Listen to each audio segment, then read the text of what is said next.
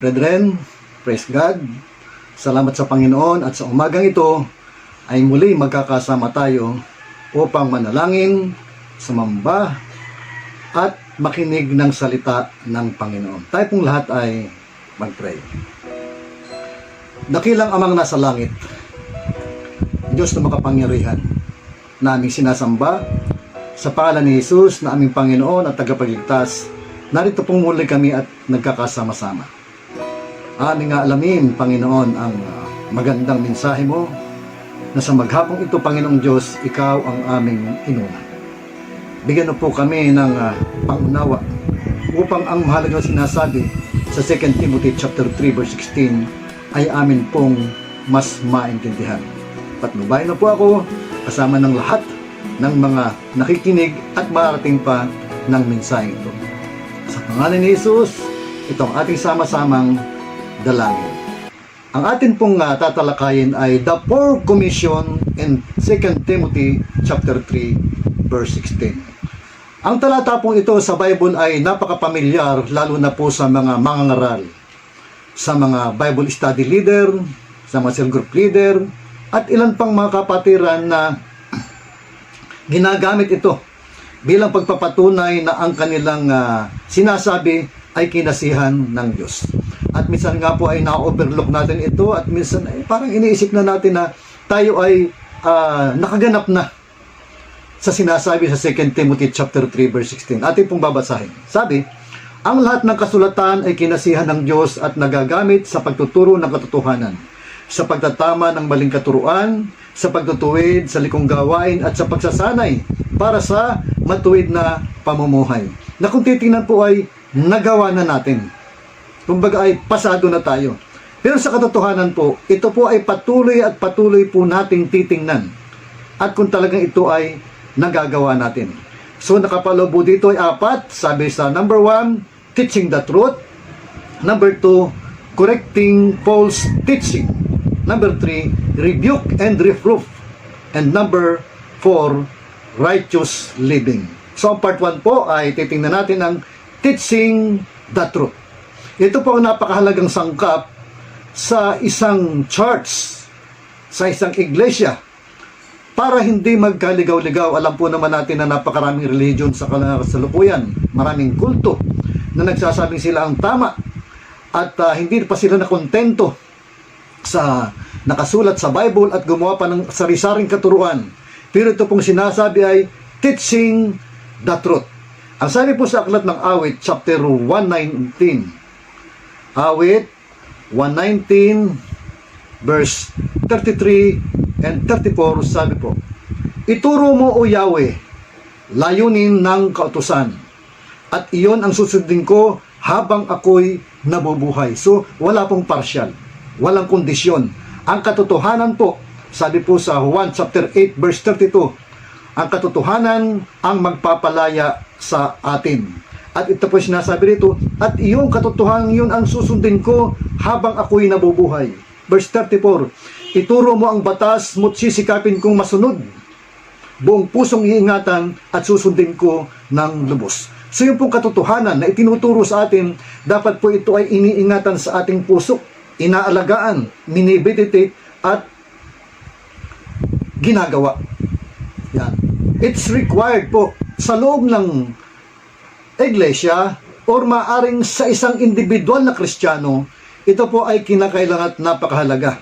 Sa loob po ng church ay kailangan po natin ng teacher, mentor, and discipler.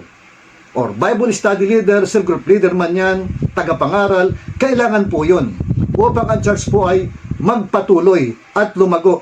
Sabi po 2 Timothy chapter 4 verse 33 ay ito po ang nakasulat. 2 Timothy chapter 4, 2 and 3. Sabi, ipangaral mo ang salita ng Diyos. Tayo po ay inutusan, mga kapatid.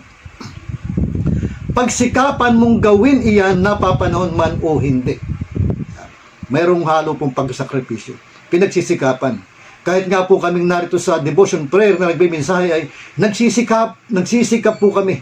Nanggampanan po ang aming ang tungkulin na ibinigay sa amin ng Diyos. Napapanahon man o hindi.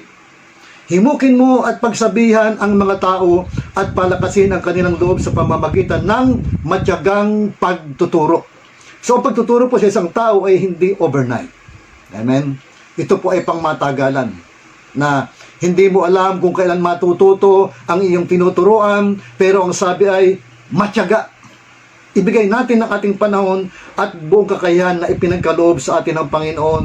And verse 3, sapagkat darating ang panahon hindi na sila makikinig sa wastong katuruan.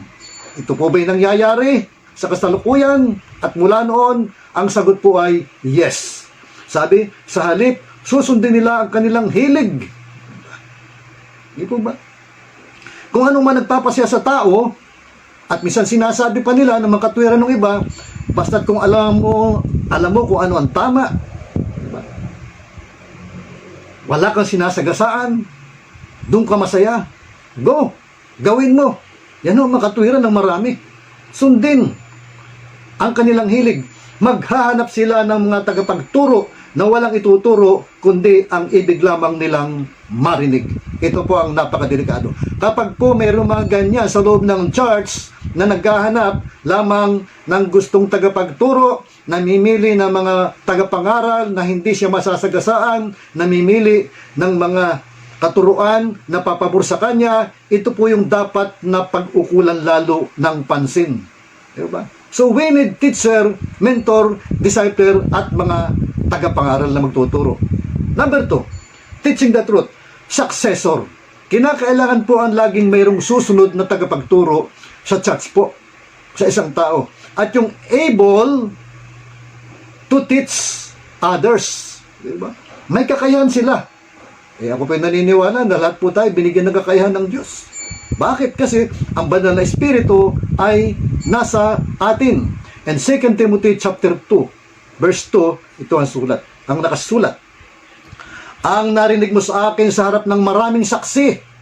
Ang sabi po ni Apostol Pablo kay Timoteo, at yun din naman ang iniuutos sa atin, sinasabi, ay ituro mo rin sa mga taong mapagkakatiwalaan at may kakayahang magturo naman sa iba.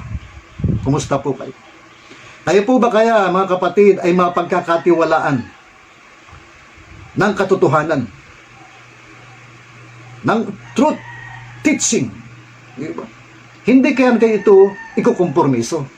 Or yung po ba kaya ang ating mga tinuturo ay ating ginagawa? Kung magkaganon po, ibig sabihin, tayo po ay magkakatiwalaan. Mapagkakatiwalaan na magturo din naman sa iba. Yung po ang sinabi doon. At ano po ang dapat natin ituro? Yung po mga katuruan na inspired by God.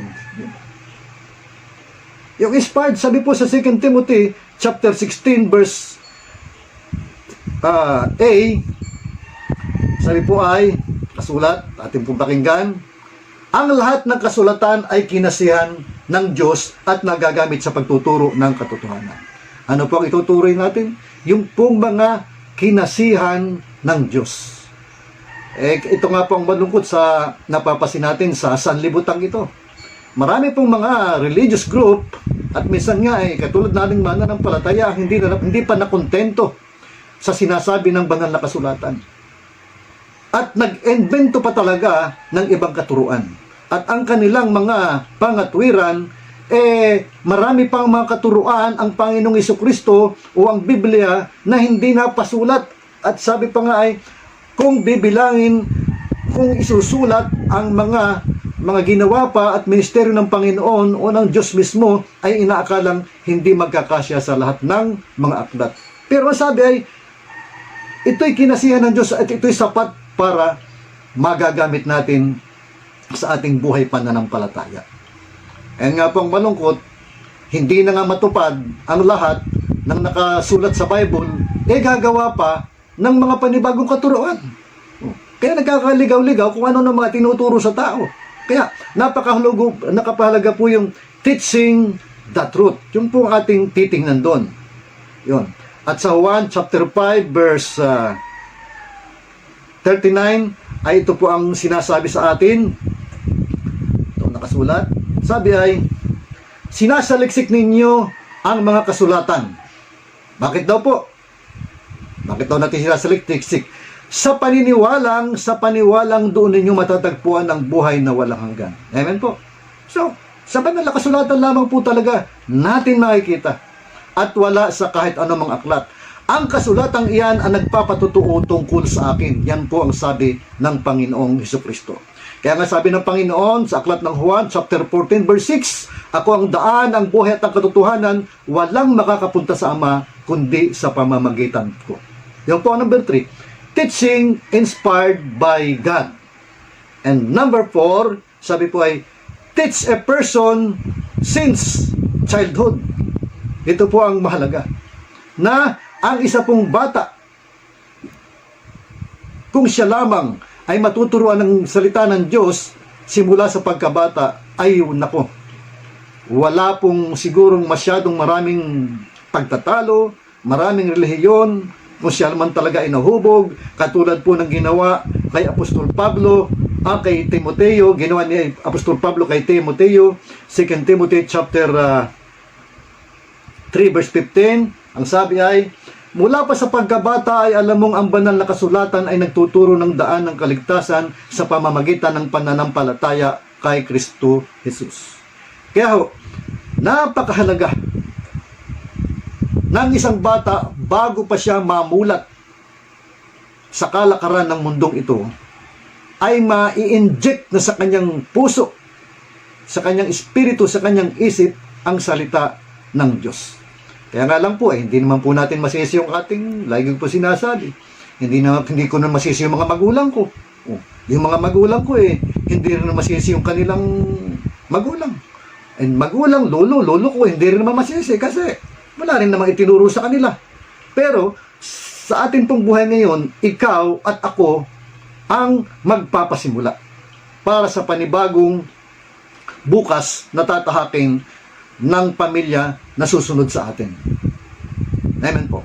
So, kaya napakahalaga po kapag po yung ginagawa po namin, kapag nagkaroon po kami ng isang Bible study, Bible sharing sa isang lugar, ay kasama na po lagi doon ang children ministry at sila po ay aming tinuturuan. Dahil ito po mga batang ito, ang napakahalaga, sila po ay willing tumanggap. Di ba? Madali po silang turuan. May kasabihan po sa wikang Ingles na it's hard to teach the old dogs. Di ba? Yung po ang katotohanan, mahirap po talagang turuan pagka matanda na. But still, there is no impossible by the power of God. By the power of the Holy Spirit. At marami tayong nakita ang mga tao na ubod ng sama, kriminal. O sabihin na po natin, si Apostol Pablo na lamang. Pero, nang sila po ay tumanggap ng katotohanan, amen? So, sila po ay natuto at tinalikuran yung dati nilang pamumuhay. So, yun po ang buhay po natin. Kinakailangan natin gawin sa church po, we need successor. Kailangan po talaga ang tagapagturo. Hindi po yan kakayahin ng pastor lamang. Siya ang gagawa lahat. Nako, mahirap po yun. Kaya, teaching the truth, yung po ang sinasabi sa 2 Timothy chapter 3 verse 16. Kaya po tayo po ay magpatuloy. Kung ikaw man ay may gifts sa pagtuturo at naniniwala ko doon sa sinasabi ng sa isang church, may tinawag na apostol, may tinawag na propeta, may tinawag na ebanghelista, may tinawag na propeta o pastor, ganyan, 5 po sila, at may tinawag na guro. Yan. So, yun po. At napakaganda po ng programa. Amen? Sa ating pong Assemblies of God na kinabibilangan. Wala na pong katuwiran ang isang church sa atin na wala silang ituturo. Kasi po ang OHB at iba pong mga material ay nakaready na.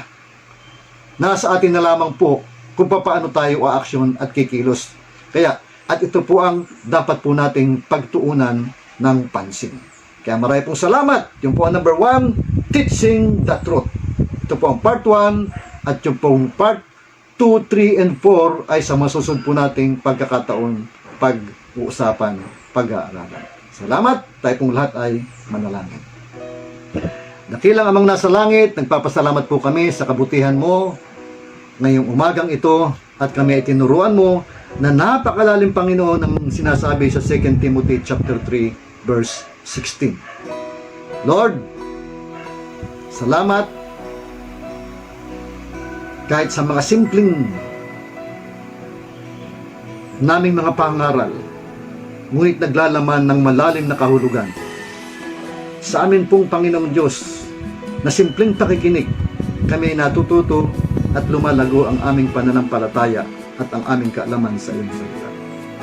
Kaya Panginoong Diyos, sa amin pong prayer, ang devotion prayer na ito na programa ng aming seksyon ay magpatuloy. Patuloy mo nga pong hipuin, Panginoong Diyos, na mag-provide ng mga marami pang mangangaral. Maraming magbibigay ng inspirasyon.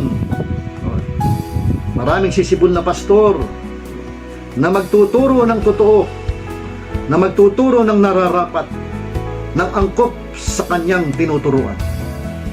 Kaya Lord, nawa po ay dumami pa magpapadisipulo, magdi-disciple, at magbibigay ng panahon upang ito ay maisakatuparan. At ang aming pong vision, Lord, hanggang 2023, na makapag-provide, makapagtatag, makapag-plant ng marami pang churches, ay amin pong maisagawa. Tulungan mo po kami, Panginoong Diyos, sa pamamagitan ng pagtuturo ng katotohanan. Bigyan mo po kami ng burden, Panginoon, para sa mga nawawala pang mga tao na nasa paligid lamang namin. Panginoong Diyos, sa amin pong mga hindi naunawa na katuruan at na kami nagdududa kung ito ba ay totoo o hindi, Lord, bigyan po kami ng wisdom sa pamamagitan lamang ng isang tamang panalangin. Ang sabi sa Jeremiah 33 verse 3, tatawag kami sa iyo ng buong puso at ipapahayag mo sa amin ang mga bagay na mahiwaga at hindi namin naintindihan. Kaya muli, salamat Lord, patnubayan na po kami at pakaingatan sa pangalan ni Jesus na ating Panginoon, ito ating dalangin. Amen and Amen. God be the glory. Praise God.